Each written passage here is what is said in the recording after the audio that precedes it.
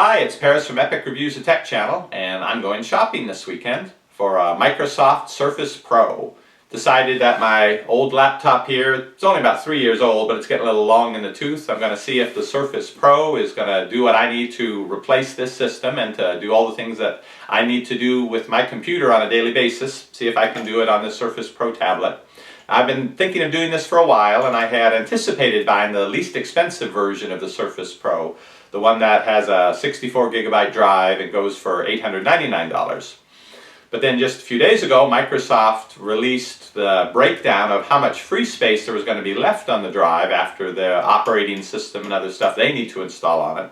And I was really surprised that it's only going to be just over 20 gigabytes of space that they're leaving for you on the Surface Pro 64 gigabyte version.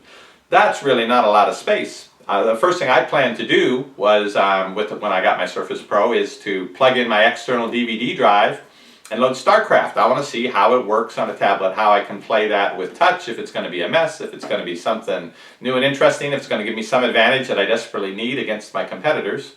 But StarCraft 2, that takes up 12 gigabytes of space right there. That'd be over half of the free space on the new Surface Pro.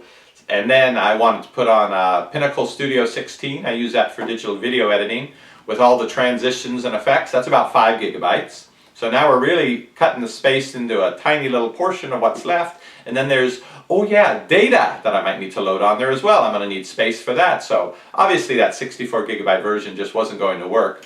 This laptop, I took out the mechanical hard drive that came with it and I put in a solid state drive. And I tried a smaller one with it, and it was just too much where I was always worried about if the program was going to leave enough space for the computer to still work properly. So anyway, I've got a 120 gigabyte drive in it now, and it's fine. I just can't get carried away with things, with installing this game and that game to try it out. But 120 gigabyte works fine, so I anticipate that should work all right with the Surface Pro. But that meant, though I had anticipated spending $899 for it, plus tax. Here in Texas it's 8.25%, so I'd be something under $1,000, and okay, well, I'll do that. Well, now I've got to get the 128 gigabyte version, so we're looking at a price of $999. Okay.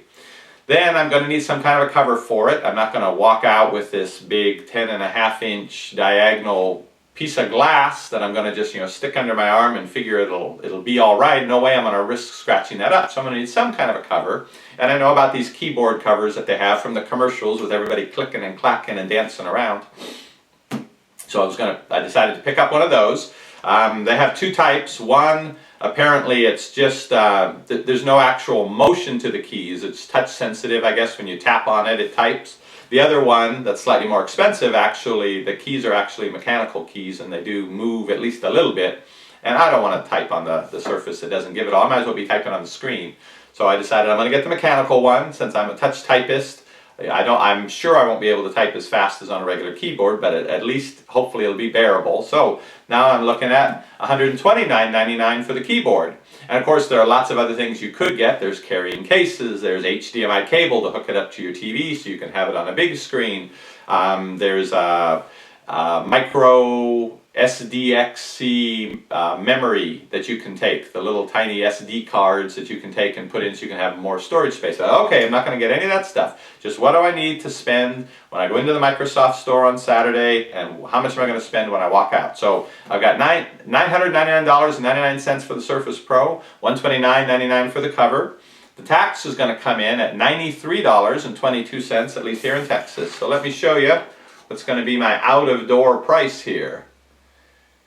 $1,223.20 is what I'm looking to spend on Saturday. Yikes!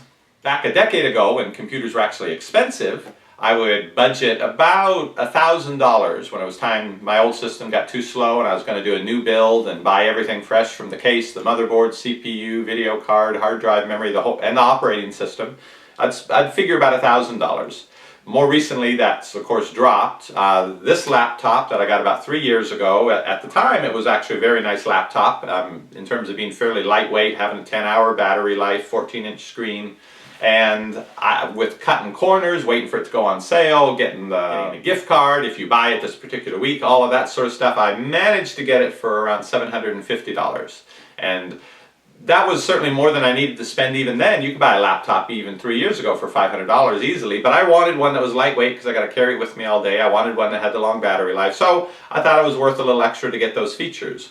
Well, now we're going to the Surface Pro, which looks like it has great features. It has the Core i5 processor. It's hopefully has a reasonably long battery life, though that remains to be seen. But it's very powerful and very portable, which is exactly what I'm looking for, and those are the benefits of it. But is that $1,223 worth of beneficial? That's what I'm going to find out. I'm going to pick it up on Saturday, and I will try out all the features, that little stylus pen things that come with it. I'm going to play games on it. I'll try using it with a regular keyboard and mouse. So I think my three main concerns going into it are the size of the screen. 10.6 inches big. It's bigger than the iPad 2, but they're going to have it as a high-definition screen. And my laptop doesn't even do a high-definition screen. I wouldn't want it to, because I wouldn't be able to read what's on there. I can do the full HD 1920 by 1080 on my desktop system where I have a 23-inch monitor, but I don't think I could read that honestly on this 14-inch screen. It would really be a struggle. It wouldn't be pleasant. You notice I don't wear glasses, I don't wear contacts. I do, occasionally have to put things out here to make out what they say, but at a distance I'm fine, but still getting down to a 10-inch screen with that sort of tiny type, that worries me some.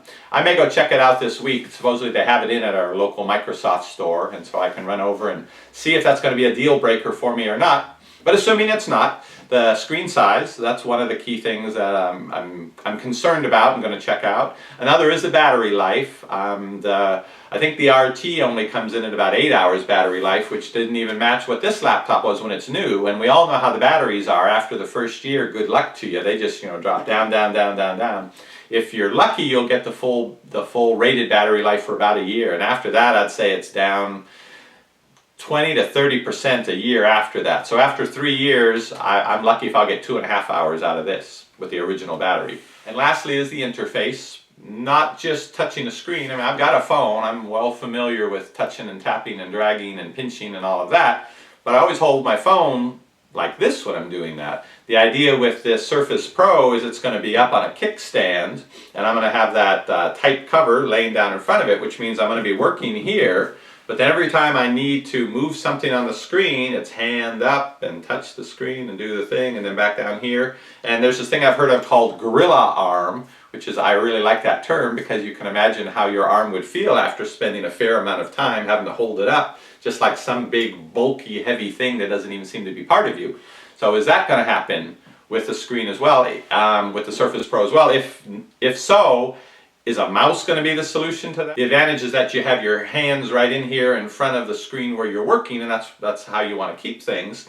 Now there's the Leap Motion controller that I'm signed up to receive as soon as they start shipping that, and I'll be real curious to see how that may tie in to have this little piece about yay big that you can put down here. It's not wirelessly connected. You do need to plug it into your USB port, but that it will provide that interface of having your hands here. And that may end up being something kind of revolutionary. I expect it will. How well it's going to tie into Windows 8 and the Surface Pro, I don't know. Asus has contracted with Leap Motion to start including that later this year with their new laptops and possibly tablets. So that should be real interesting to see that integration of touch and type and gesturing and doing things in the air. There could be some really cool stuff to come out of that.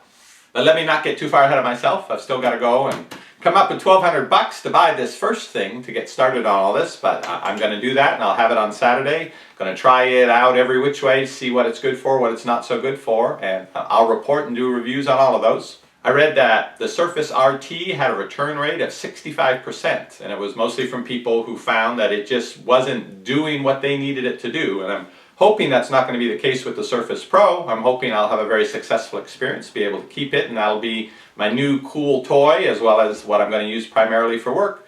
But either way, I'll report back to you on Saturday and let you know what I found out.